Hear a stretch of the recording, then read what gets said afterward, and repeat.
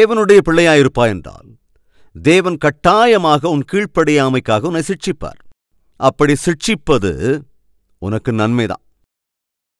தேவனால் கைவிடப்படுவதைக் காட்டிலும் தேவனால் சிட்சிக்கப்படுவது நல்லது. அவர் உன்னை சிட்சிக்கிறார் என்றால் அவர் உனக்கு ஒரு செய்தியை தெரிவிக்கிறார். அது என்னவென்றால், நான் இன்னும் உன்னை நேசிக்கிறேன். நான் இன்னும் உன்னை நேசிப்பதினால்தான் உன்னை நான் சிட்சிக்கிறேன். ஒருவேளை நான் உன்னை கைவிட்டு விட்டேன் என்றால் பின்பு நீ அழிந்து போய்விடுவாய். உன்னை ஒருவராலுமே மீட்கவே முடியாது. அந்த ஆடு மேய்ப்பனுக்கு ஆடுங்கன்னா அவ்வளோ இஷ்டம். இருக்கிற எல்லா ஆடுகளிலும் ஒரு ஆட்டுக்குட்டினா அவருக்கு ரொம்ப ரொம்ப இஷ்டம். அந்த ஊர்ல இருந்த எல்லாருக்குமே தெரியும், அவர்கிட்ட இருக்கிற எல்லா ஆடுகளை விட அந்த சின்ன ஆட்டுக்குட்டின்னா அந்த மேய்ப்பனுக்கு ரொம்ப இஷ்டம் அப்படிங்கிறது அந்த ஊர்ல இருக்கிற எல்லாருக்குமே தெரியும். அதை மேய்க்கிறதுக்காக எல்லா ஆடுகளையும் கூட்டிட்டு போகும்போது இதை மட்டும் தோள் மேல தூக்கி கூட்டிட்டு போவார். மறுபடியும் மேய்ச்சல்ல இருந்து வரும்போது எல்லா ஆடும் நடந்து வரும்போது இந்த ஆட்டுக்குட்டி மாத்திரம் தன் தோள் மேல போட்டு கொண்டு வருவார். காரணம் என்ன? அவ்வளவா அந்த ஆட்டுக்குட்டினா அவருக்கு விருப்பம் அப்படிங்கிறதால. ஃப்ரெண்ட்ஸ் கவனிங்க, ஒரு நாள் என்ன ஆச்சுன்னா, அந்த ஆட்டுக்குட்டியோட கால் உடஞ்சி போயிடுச்சு. அந்த காயத்திலிருந்து ரத்தம் வழிஞ்சுக்கிட்டே இருக்கு. அந்த ஆடு மேய்ப்பன் அந்த மரத்துக்கு கீழே உட்காந்துருக்கார். அந்த ஆட்டுக்குட்டி அவர் பக்கத்தில் உடஞ்ச காலோடு அப்படியே உட்காந்துருக்கு. அதோட அந்த காலில் இருந்து ரத்தம் வேற அப்படியே வடிஞ்சுக்கிட்டு இருக்கு. அந்த வழியா போறவங்க பொதுவாக எப்பவும் இவர் அந்த ஆட்டுக்குட்டியை எவ்வளவா நேசிப்பாரு, எவ்வளவோ செல்லமா அதை பார்த்துக்குவாரு, இதெல்லாத்தையும் ரெகுலரா பார்க்குறவங்க. அதே மாதிரி அன்னைக்கு போறவங்க எங்க இந்த மேய்ப்பனை காணோம் அப்படின்னு பார்க்கும்போது இவர் அந்த மரத்துக்கடியில் அப்படியே உட்காந்துக்கிட்டு இருக்கிறத பார்த்தாங்க. நம்ம ஆளங்க இருக்காருன்னா கண்டிப்பா அந்த ஆட்டுக்குட்டி அவர் பக்கத்தில் தான் இருக்கும்.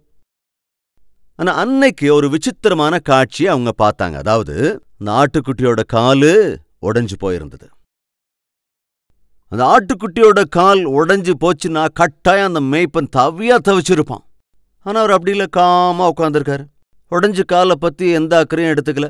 அதை பார்த்தவங்க இந்த வழியா போறவங்க, இதனது நீ அவ்வளவா நேசிக்கிற அந்த ஆட்டுக்குட்டியோட கால் என்னாச்சு? என்ன அதோட காலில் எப்படி ரத்தம் வடிஞ்சுக்கிட்டு இருக்கு, என்னாச்சு? அதான் அவ்வளவா நேசிக்கிற நீ அந்த ஆட்டுக்குட்டியோட காலில் ரத்தம் அப்படி வடிஞ்சுக்கிட்டு இருக்கு, அதை பார்த்துட்டு கண்டுக்காம உட்கார்ந்துட்டு இருக்க, என்ன நடக்குதுங்க அப்படின்னு கேட்டப்போ அந்த ஆடு மேய்ப்பன் சொன்னாரு, அதெல்லாம் ஒன்றும் இல்லை. என்ன ஒன்றும் இல்லைங்கிற? கால் உடைஞ்சிருக்கு, ஏன் அப்படி கால் உடைஞ்சது? அதுக்கு அந்த மேய்ப்பன் பதில் சொன்னா, காலெல்லாம் உடைஞ்சு போகல. என்னையா உடைஞ்சு போகலன்னு சொல்ற? நாங்கள் தான் பார்க்குறோமே ரத்தம் கூட வடிது, அப்புறம் இல்லைங்கிற? நான் தான் சொல்றேன்ல அதுக்கு காலெல்லாம் உடையல, அப்புறம் என்னாச்சு? நான் தான் உடைச்சேன். என்னவா? நான் தான் உடைச்சேன்? என்னது நீ உடைச்சிய? ஏன்? அந்த ஆட்டுக்குட்டி உனக்கு அவ்வளோ இஷ்டமாச்சே. அதான் அந்த ஆட்டுக்குட்டி கூட அதான் புரிஞ்சிருச்சு. எது புரிஞ்சிருச்சு? எல்லாத்தையும் விட அதை நான் ரொம்ப நேசிக்கிறேங்கிறது. அது என்ன நினைச்சுக்கிச்சு? நான் அதை அளவுக்கு அதிகமா நேசிக்கிறதுனால எவ்வளவு குறும்பு பண்ணாலும் சகிச்சுக்குவேன்னு, எங்கெங்க அது சுத்தினாலும் அதை சகிச்சுக்குவேன்னு. எல்லா ஆடுகளும் ஒழுங்கா ஒரு இடத்துல மேய்ஞ்சுக்கிட்டு இருக்கும்போது இது மட்டும் என்ன செய்து தெரியுமா? நான் ரொம்ப அன்பு காட்டுறதுனால எல்லா ஆடும் ஒரு இடத்துல மேய்ஞ்சிட்டு இருந்தா இது மட்டும் இன்னொரு மூலைக்கு போயிடும். அது இஷ்டத்துக்கு எங்கேயாவது போய் அது மேய்ஞ்சுக்கிட்டு இருக்குது. எல்லா ஆடுகளும் எனக்கு பின்னால வரும்போது இது மாத்திரம் அப்படியே என்ன நின்று பார்க்கும். கூப்பிட்டா வர்றதில்ல, வான்னு சொன்னா வர்றதில்ல. இப்போ இதனால மற்ற ஆடுகளும் கூட மெதுவா அதையே பின்பற்ற ஆரம்பிக்குது. எல்லாம் ஒரே இடத்துல ஒன்னா மேய்ஞ்சுக்கிட்டு இருந்த ஆடுகள் இப்போ நாலு திசைக்கு போக ஆரம்பிச்சிருக்கு. காரணம் என்னன்னா, நான் இந்த ஆட்டுக்குட்டி அதிகமா நேசிக்கிறதுனால அது அந்த நேசத்தை என்ன செய்து அட்வான்டேஜா எடுத்துக்கிட்டு எனக்கு எதிராகவே குறும்பு பண்ணுது. அதனால தான் அந்த சிக்ஷையை நான் விதிச்சேன், காலை உடைச்சு விட்டேன்.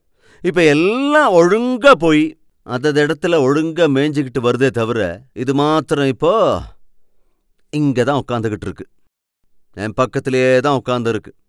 அசையவே அசையறதில்லை, என்னையே பார்த்துக்கிட்டு உட்காந்துருக்கு. காரணம் என்ன? கால் உடைக்கப்பட்டு இருப்பதுனால. சோ வரப்போற நாட்கள் அந்த 99 ஆடுகள் ஒருவேளை வழி தப்பி போனாலும் போகுமே தவிர இது மாத்திரம் வழி தப்பவே தப்பாது. ஏன்னா நான் அதை ரொம்ப நேசிச்சேன், வழி தப்ப கூடாது அப்படின்னு ரொம்ப ஆசைப்பட்டதுனால தான் அதை லேசா தண்டிச்சேன். இன்னைக்கும் தண்டனைக்குள்ளாக யாராவது இருக்கிறீங்களா? இன்றும் யாராவது தேவனுடைய சிட்சைக்குள்ளாக கடந்து சுகவீனம் என்கிற சிக்ஷை, ஆபத்து என்கிற சிக்ஷை, பொருளாதார சிக்கல் என்கிற சிக்ஷை, அவமானம் என்கிற சிக்ஷை, சிக்கல் பிரச்சனை என்ற சிக்ஷைக்குள்ளாக நீங்கள் இருக்கிறீர்களா என்றால் உங்களுக்கு ஒரு சத்தியத்தை சொல்ல நான் விரும்புகின்றேன். தேவனுக்கு நீங்கள் என்றால் அதிக அதிக இஷ்டம் என்பதால் தான், உங்களை இழந்து போவதை தேவன் விரும்புவதில்லை என்பதால் தான் இந்த சிக்ஷையின் மூலமாக தேவன் உங்களை தன் பட்சமாய் சேர்த்துக் கொள்ளுகிறார். இதை புரிஞ்சுக்கணும். நாம் தேவனுடைய பிள்ளைகள் என்பதனால் தவறு செய்கிற போது தேவன் நம்மை சிட்சிப்பார். ஏனென்றால் பெர்மனண்டாக நாம் நரகத்திலே எறிவதென்பது தேவனுக்கு விருப்பமல்ல. அதனால்தான் தாவீதும் கூட சொல்வான், நன்மையானது ஆண்டவரே நீர் என்னை சிரமப்படுத்துவது. நீ சிரமங்களுக்குள்ளாக கஷ்ட நஷ்டங்களுக்குள்ளாக இருப்பாய் என்றால் அது உன் நன்மைக்காகத்தான் என்று சத்தியத்தை மறந்து போய்விடாது.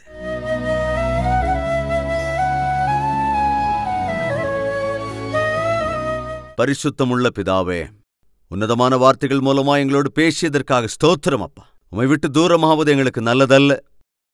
யாரெல்லாம் அநேக நாட்களாய் உம்மை விட்டு விலகி வாழ்ந்து கொண்டிருக்கிறார்களோ அவர்கள் அழிவை தேடிக் கொண்டிருக்கிறார்கள் என்பதனால் உள்ளபடியே தங்கள் வாழ்க்கையை உம்முடைய கரத்தில் அர்ப்பணிக்க கிருபை செய்யுங்கப்பா.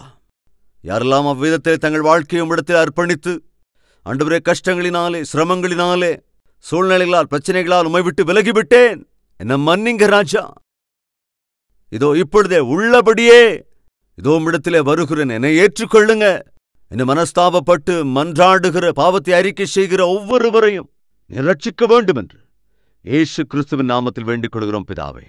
ஆமென்.